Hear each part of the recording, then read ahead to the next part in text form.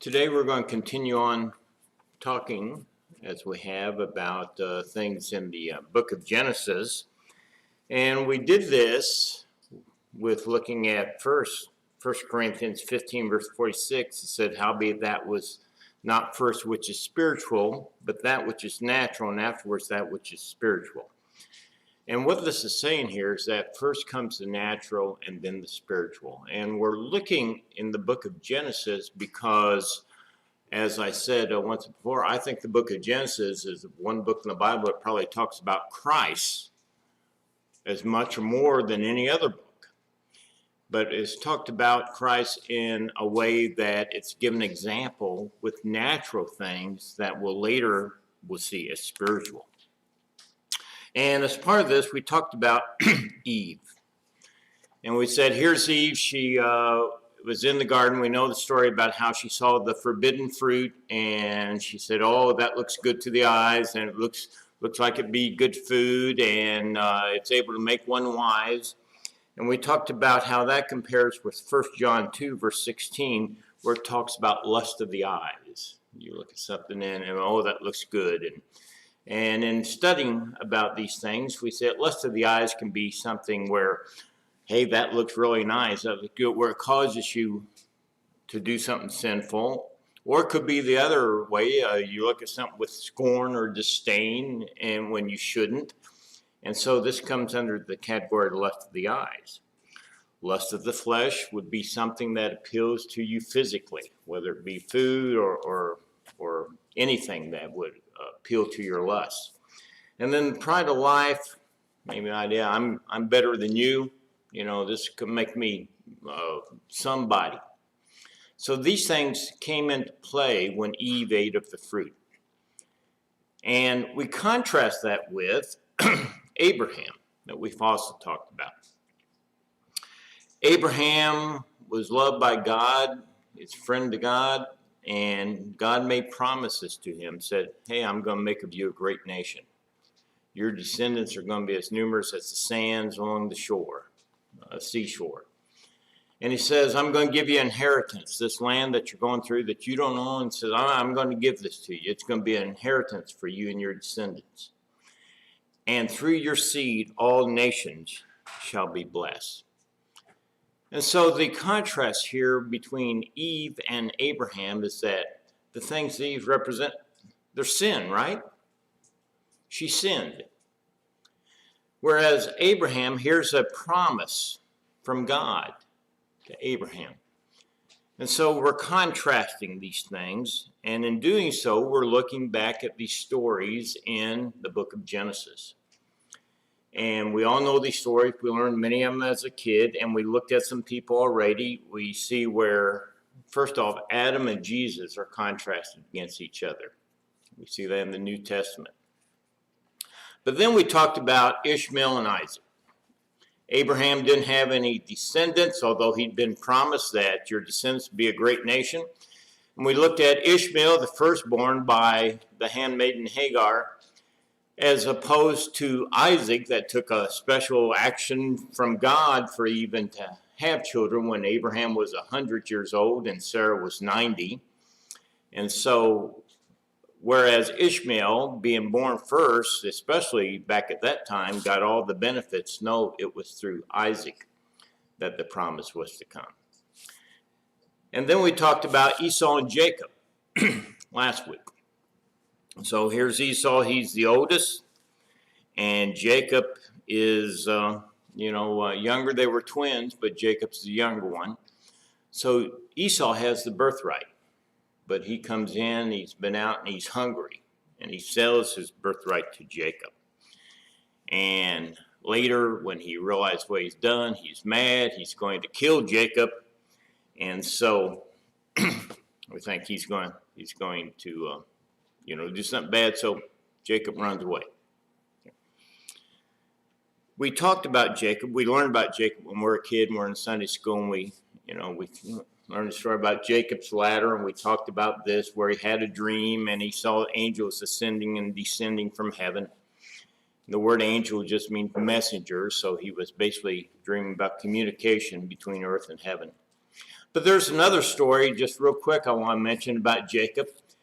And that's when he wrestled with an angel, right? Or wrestled with God, it may have been. Because there was a place where they came to a river. Everyone crossed over from Jacob. And it says, then Jacob was left alone, and a man wrestled with him until the breaking of day. And so they're wrestling all night and Jacob is sort of prevailing this until the man touches his thigh and basically puts his hip out of joint so that he has to quit. He can't wrestle anymore and he limps. Okay. But before he goes, this stranger says, your name shall no longer be called Jacob, but Israel, for you have struggled with God and with men and have prevailed. And the word Israel, one translation says it means Prince of God, because he has struggled with God and prevailed. And when Jacob recognizes this, it says, so Jacob called the name of the place Peniel, which means face of God. For he says, I have seen the face of God, or I've seen God face to face, and my life is preserved. Well, wait a minute. He saw God face to face and life preserved. Well, apparently even then they knew something that is true. Remember when Moses met with God on Mount Sinai and he said, I want to see your glory. I want to see your face. And God told him, he says, you can't not see my face, for no man shall see me and live. So apparently you can't see the face of God and live. And Jacob, wrestling with God in the form of a man here, says, I've seen him face to face and live. He said, I should have been dead, okay, but I'll live. So these are stories we have about Jacob. And we know that Jacob later has children, and we're going to talk about one of those today. We're going to talk about Joseph.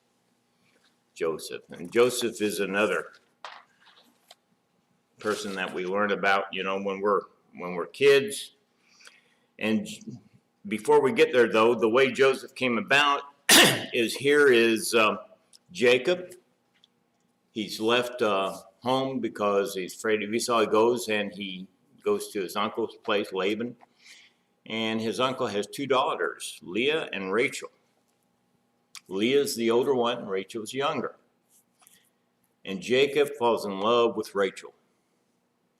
So much that he makes a deal with his uncle, says, if you'll give me Rachel, I'll work for you for 7 years.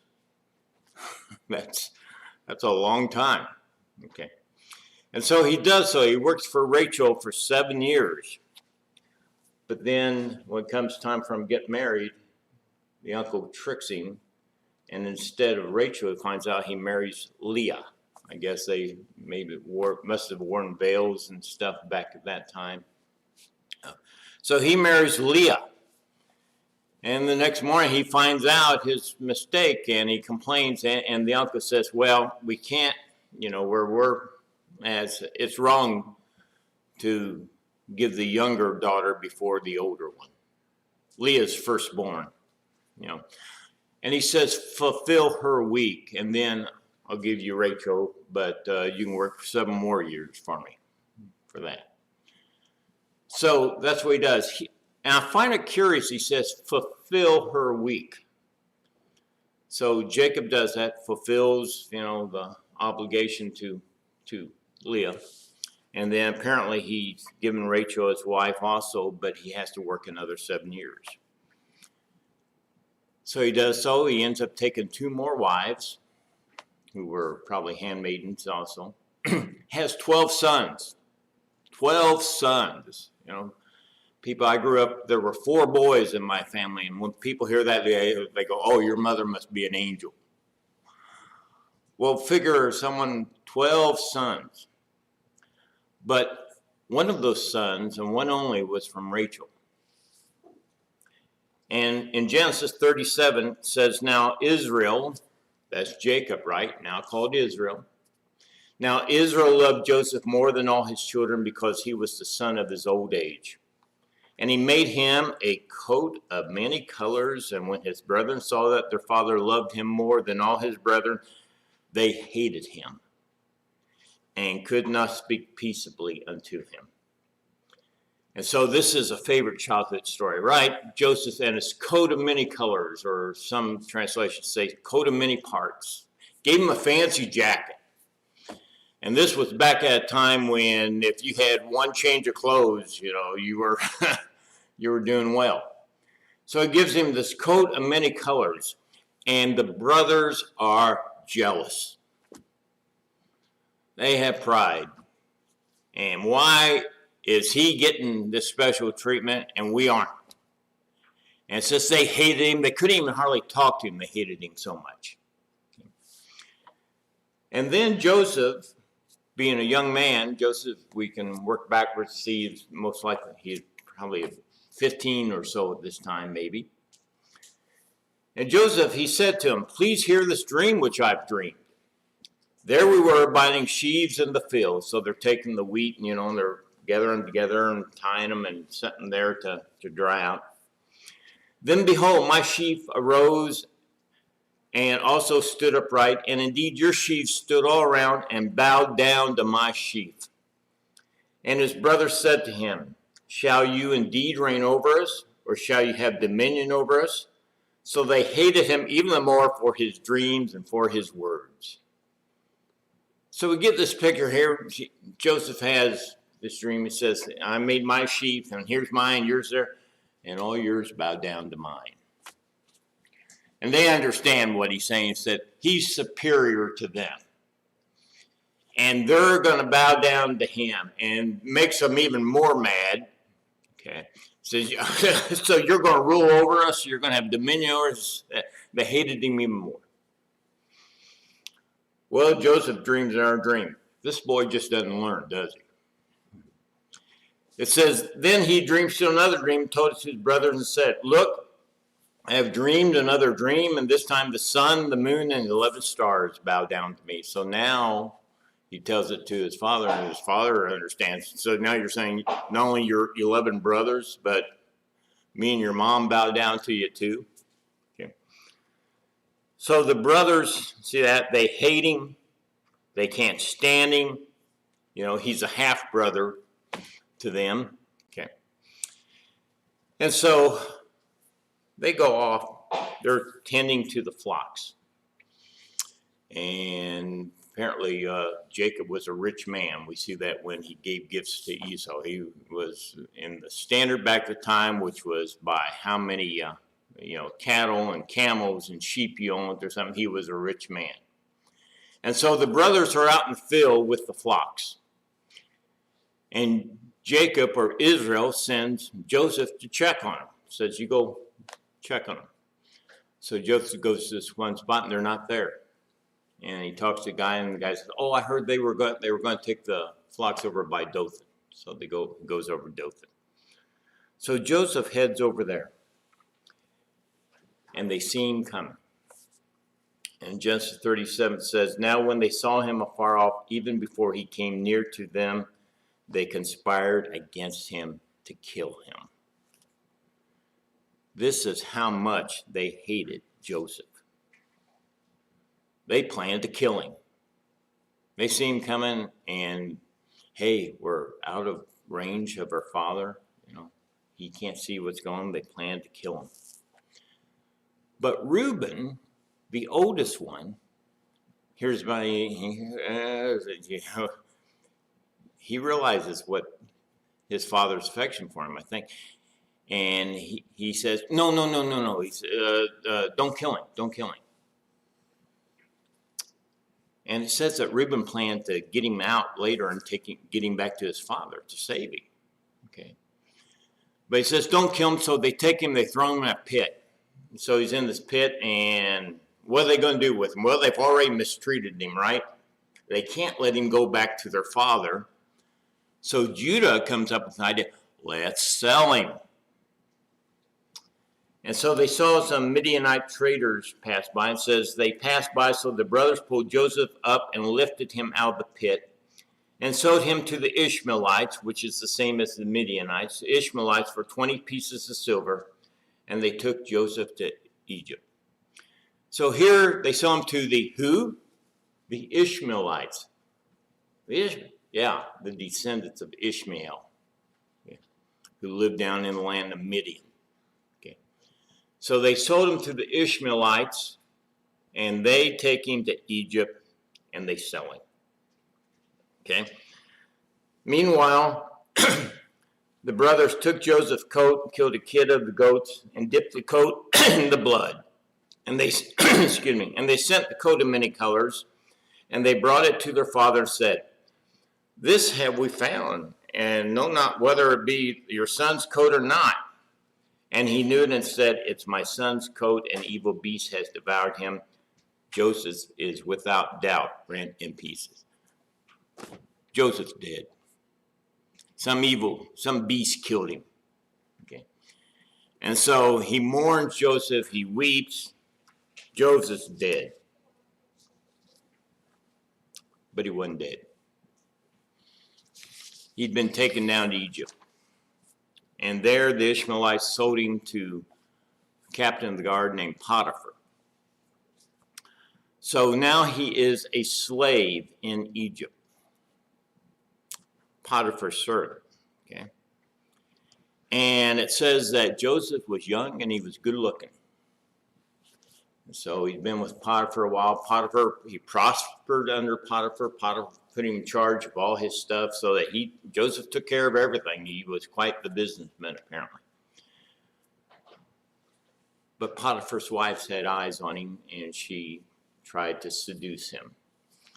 And he kept resisting her and kept resisting her. And at one point he says, "There's no one," this Joseph, "there's no one greater in the house than I, nor has he kept back anything from me but you, because you are his wife. How then can I do this great wickedness and sin against God?" Joseph made up his mind that he wasn't going to sin. He was a young man. He was probably late teens at this time, maybe 20 years old. He made up his mind he wasn't going to sin because he had this allegiance to God. Okay. But the trouble is, he runs from her, and she grabs his coat. He leaves the coat in her hands just to get away. Well, later, she's afraid probably that he's going to tell on her, so she makes up a story about him. Says, "Hey, your servant Joseph, he made advances for me and stuff, and I fought him off, and here's his coat." So Potiphar gets mad, and Joseph is thrown into prison. Boy, this guy, he just can't win, can he? He's a good young man. He's father's favorite. His brothers hate him. He's thrown into a pit. He's sold as a slave. He's sold in Egypt. And now he ends up in prison because someone lied about him. So he's in prison. But he prospered in prison. And the guy in charge of prison sort of put him in charge of the other prisoners. And so he's there. And he's in prison for a while. And there's two other people in prison with him. One's the Pharaoh's baker and his butler. And they have dreams. Okay, and so they wake up one morning, they each had a strange dream. And one of them dreams 3 baskets on his head, and there were 3 something else, and they're worried because they can't figure out what these dreams mean. And Joseph interprets the dream for him, says, "Okay, in 3 days, the butler, you're going to be restored back to the service of Pharaoh. 3 days, baker, you're going to be hanged." And that's what happened. 3 days later, the butler's restored back to his former position. The baker is hanged. But before he goes, Joseph goes to the butler and says, "Get me out of here." He says, "Don't forget, get me out of here. I was in here. It wasn't my fault. I'm in here wrong. Get me out of here." So here's the butler. He's in the presence of Pharaoh, the head of the country, the king of the country, and he forgets about Joseph. In Genesis 41, then it came to pass at the end of 2 full years that Pharaoh had a dream, behold, he stood by the river. 2 years go by. Joseph is in prison after he told the butler, tell his dream, for 2 full years. And then Pharaoh has a dream, and he's worried about the dream. He can't figure out what it means. And then the butler, guess what? There was a guy back when I was in prison. Remember when you were unhappy with me? Says back in prison, there's this guy that I had a dream, and he told me what the dream meant, and it came true. So maybe he can tell your dream, interpret your dream. But 2 full years went by, and Joseph is in prison. Well, did God desert Joseph during that time? Did God desert Joseph? Well, when he was a slave, it says, and the Lord was with Joseph, and he was a successful man, and he was in the house of his master, the Egyptian. He's a slave, but it says God was with him. And then he's in prison. And it says, and the Lord was with Joseph, and showed him mercy, and gave him favor in the sight of the keeper of the prison. How many of us, if we were a slave, would think, okay, God's watching over me? Or if we're in prison unjustly, God's with me. We think God forsook us. But that's not the case.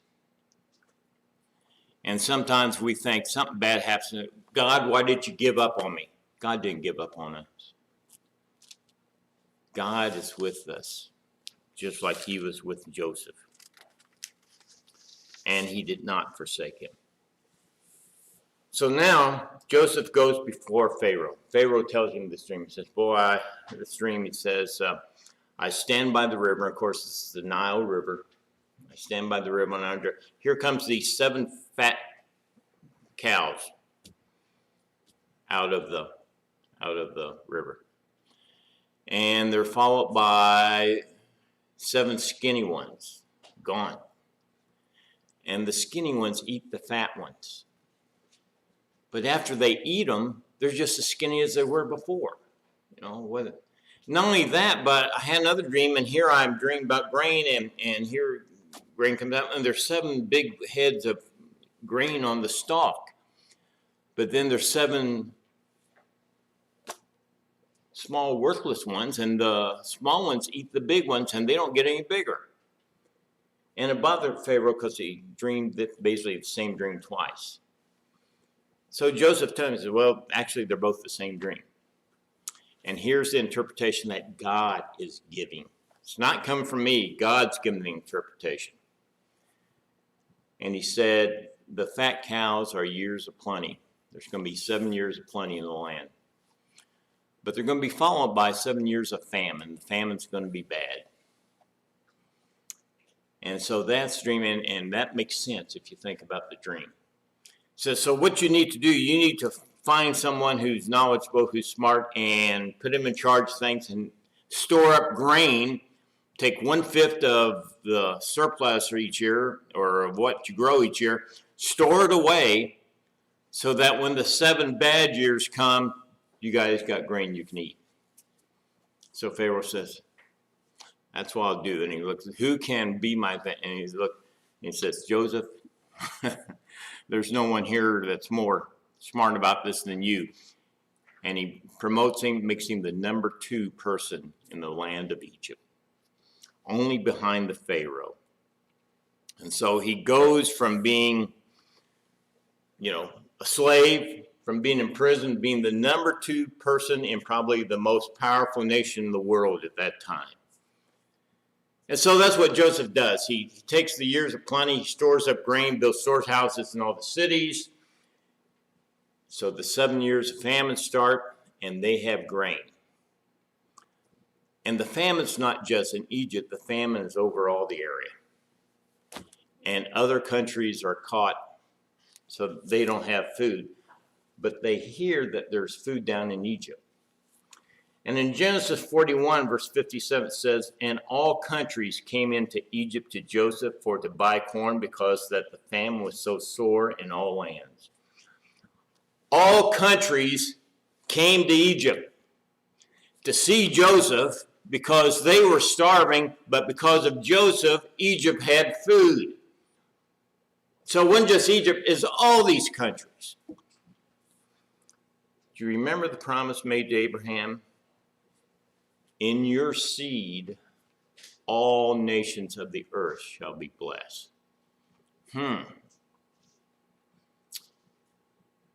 This has come to pass. Come to pass in a natural form, right? Because it's food we're talking about here.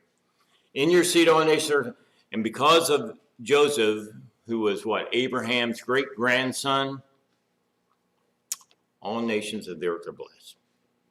And so we know that this happens, but it's not only Egypt and some other nation, it's Canaan too, where his father Jacob, or Israel, and his 11 brothers are living. Now it turns out that his mom had another child named Benjamin. Okay, and this is at least 9, probably 11 to 12 years later. Okay, so Joseph's about 30 years old. Okay. And they come to Egypt to buy grain. And we know the story. Joseph recognizes them, right? But they don't recognize him. He's probably made up like an Egyptian. He's speaking Egyptian. Says he speaks to them through an interpreter, even though he can understand their Hebrew that they're speaking. Okay. And we know how they come by grain. He accuses them of being spies, sends them back, puts their money back in their sacks and stuff. And he finds out that he has a brother he's never seen. And he keeps one of them as a hostage. I think it's Simon he keeps as a hostage. Okay. And the people go home. Now, when they get out on the road, they see that their money is back in their sack. And they think, oh, he's going to think we stole this. So they don't go back. I guess if Simon, they can write Simon off maybe. I don't know. Yeah. But after a while, they need more food, and their father sends them back. And this time he sends Benjamin with them. And they go back, and we're going to jump ahead here. We know what happens. Joseph accuses them again, says he's going to keep Benjamin, but they said, no, if you do that, you know, our father will die because he already lost his brother, stuff like that. And it got to the point where Joseph just couldn't do it anymore. He sends everyone out of the room, and he tells them, I'm Joseph. Can you imagine what went through his brother's mind when they found out the guy that we're talking to, the guy that could have us put to death like that, is the guy that we threw in the pit and sold? I'm sure that, oh no. No.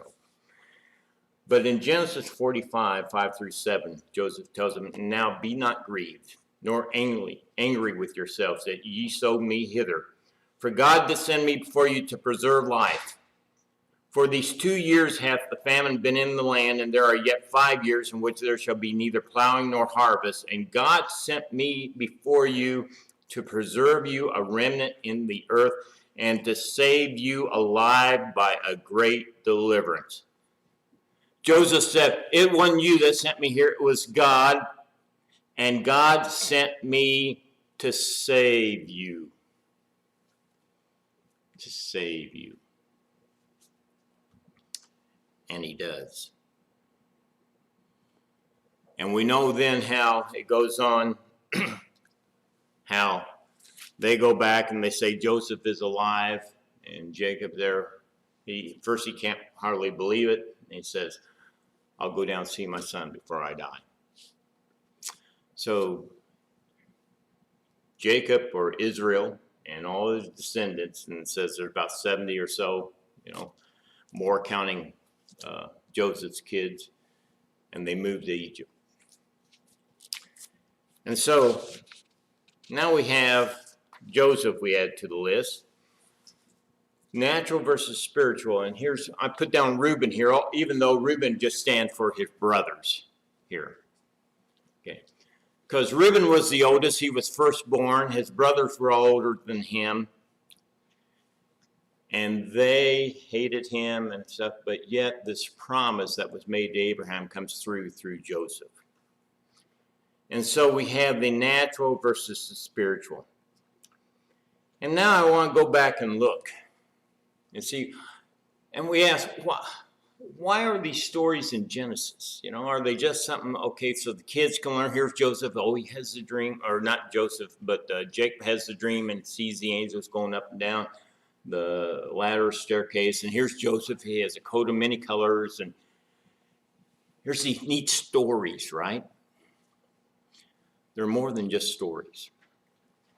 Because here's Eve, we talked about sin, and we talked about lust of the eyes, lust of the flesh, and the pride of life. And we contrast that with Abraham. And Abraham was promised going to be a great nation, going to have this inheritance, and all nations of the earth shall be blessed. And then we start reading about these different people. And what we see is, we see Ishmael. And in Genesis 16, verse 5, talks about his mother when saw that she was with child and Sarah was not, she looked down and despised in her eyes.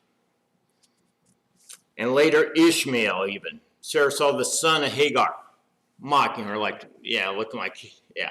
Hey, I'm the one born. What didn't come from you? I'm, you know. And what this is lust of the eyes.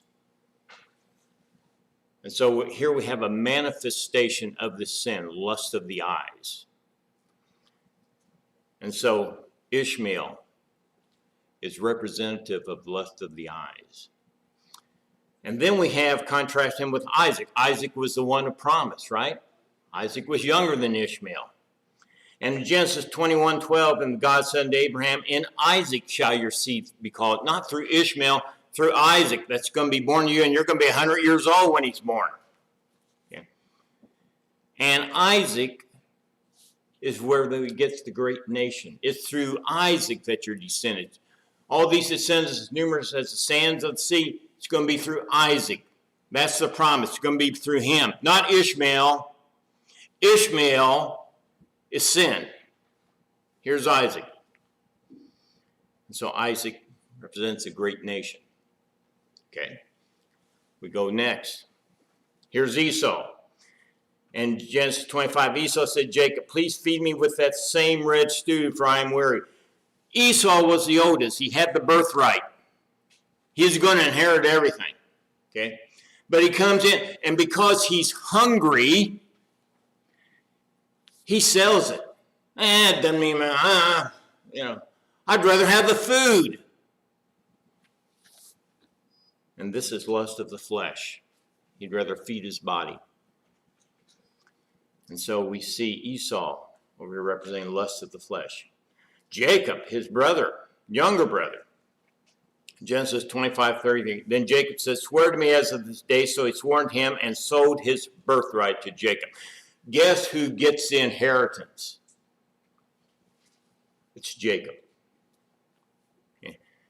And so the inheritance that was promised to Abraham, we see is going to come through Jacob. Okay. And then here's Reuben, or his brethren, Joseph's brethren. And his brothers said to him, shall you indeed reign over us? And they hated him more for his dream. Joseph has a dream, hey, I'm going to be better than you guys. Oh, yeah? You're the young punk down here. Okay. And what this is the pride of life. Their pride made them hate Joseph. And so we see this representation here, pride of life, and Reuben and his brothers. And Joseph, of course, we just saw. There's Joseph in Genesis 41, verse 57. All countries came into Egypt to Joseph. And he says, God sent me to save you alive by great deliverance. And we saw that all nations were blessed. And so we put Joseph over here as all nations blessed. And we see now this contrast of these older ones that were born, say naturally, and the ones a promise through which the promises to Abraham are prefigured. Okay. But I want you to note something. And that is, before these things happen, before Isaac can become a great nation, before Jacob can get the inheritance, before Joseph rises to his position and saves all these people, there's something in between, and that's death. Isaac was sacrificed. He should have been dead. Jacob wrestled with God. So he should have been dead. Joseph, going to be killed by his brothers, thrown in a pit. He should have been dead. And so even though they didn't actually die, here's a representation of death. And death separated them from the natural ones. Okay. And it was only after this, quote, death, that the promises are represented here to Abraham. Okay? So, once again, here's the things that we have by these older men, the firstborn, and they represent sin, and contrast that with the promise here. Okay. But promise? And then we look here in Romans chapter 9. And it says, that is, they which are the children of the flesh, these are not the children of God, but the children of the promise are counted for seed. The children of the, not the ones who are children of the flesh, not the ones natural, it's the children of promise are the ones that are counted for the seed of Abraham and deserve the blessings promised to Abraham. Who's the children of promise? It's us. It's Christians. It's the ones that do the will of God. It's the ones that God talked about. It's the ones that God planned for from the start. And when we go back and we have the sin on the one side represented by Ishmael, Esau, and Reuben, and we contrast them with Isaac, Jacob, and Joseph on the other side. And not only that, it's even more than that, because here we have Isaac, Jacob, and Joseph. And go back and think about them for a minute. Here's Isaac, right? He had a miraculous birth. He was born after Abraham and Sarah were way past the age of having children. Okay. Miraculous birth. Okay. He was offered as a sacrifice. Okay. Then we have Jacob. Here's Jacob. Jacob ending up marrying the older daughter, but he fulfilled the older, but he loved the younger. He fulfilled the older. He's called the Prince of God. Here's Joseph. He was hated by his brethren. He was sold for silver, and he was sent to save. Let me ask this. Who does this sound like? Well, I think what we see is that these promises and what we see in these people is representing Christ. And that's why I think Genesis talked about Christ much more than anyone, any book in the Bible. All these things point to sin and the influence on us and what we have in Christ. But there's a death in there. There's a death in there. But the promises come true in Christ. So let me ask this. We've been talking about the descendants of Abraham, right? Okay. At this point, are they a great nation? No.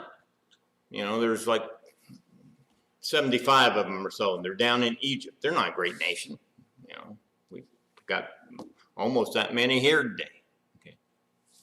Well, do they have an inheritance? No. Not yet. They're in Egypt. They don't own Egypt. Okay. Are all nations blessed? Well, we could say, yeah, temporarily, right? They were fed for a while. But the point is, we can ask, you know, have these promises to Abraham come true? No. Not yet. But what we do see is a precursor. It's a shadow of what's to come. And so these stories that we've been going through in Genesis give us an idea of what's to come. And so before we leave here, Dan, I want to talk just a minute about an interesting episode that we also see in the book of Genesis. And that's here now, Israel and the sons and everyone's down in Egypt. Here's Joseph, he's number 2 in the land, and he has 2 sons named Manasseh and Ephraim. We've heard Manasseh and Ephraim, right? They become 2 of the tribes of Israel, 2 of the 12 tribes of Israel. I want you to know something. They're Joseph's sons, right? In fact, Manasseh and Ephraim, there's a couple places in the Bible that are called the tribe of Joseph. I want you to note something, that when they come in Canaan land and they get the inheritance, Joseph gets a double portion, right? Who does the double portion normally go to? The firstborn. But here's Joseph, he's God's firstborn. But anyway, Joseph brings his 2 sons to his father for his father to bless him. And it says, and Joseph took them both, Ephraim with his right hand towards Israel's left hand, and Manasseh with left hand towards Israel's right hand, brought them near him, because Israel's going to put his hands on their heads and bless them. So get this picture. Here's Israel facing him.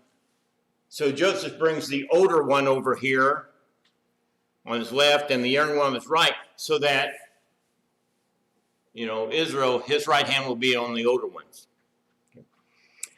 But then Israel stretched out his right hand and laid it on Ephraim's head, who was the younger, his left on Manasseh's head, guiding his hands knowingly, for Manasseh was the firstborn. So Joseph brings in so he can put right hand on the oldest and left hand. And Israel does this. He crosses his arms. Now, when Joseph saw that his father laid his right hand on Ephraim, it displeased him. So he took hold of his father's hand and removed it from Ephraim's head to Manasseh's head. And Joseph said to his father, not so, my father, for this one is the firstborn, but your right hand on his head. But his father refused and said, I know, my son, I know. He also shall become a people, and he also shall be great. But truly his younger brother shall be greater than him, and his descendants shall become a multitude of nations. His younger brother shall be greater than he. And we think back, the elder shall serve the younger. There's more to be continued. So thank you for your attention this morning. Proceed now.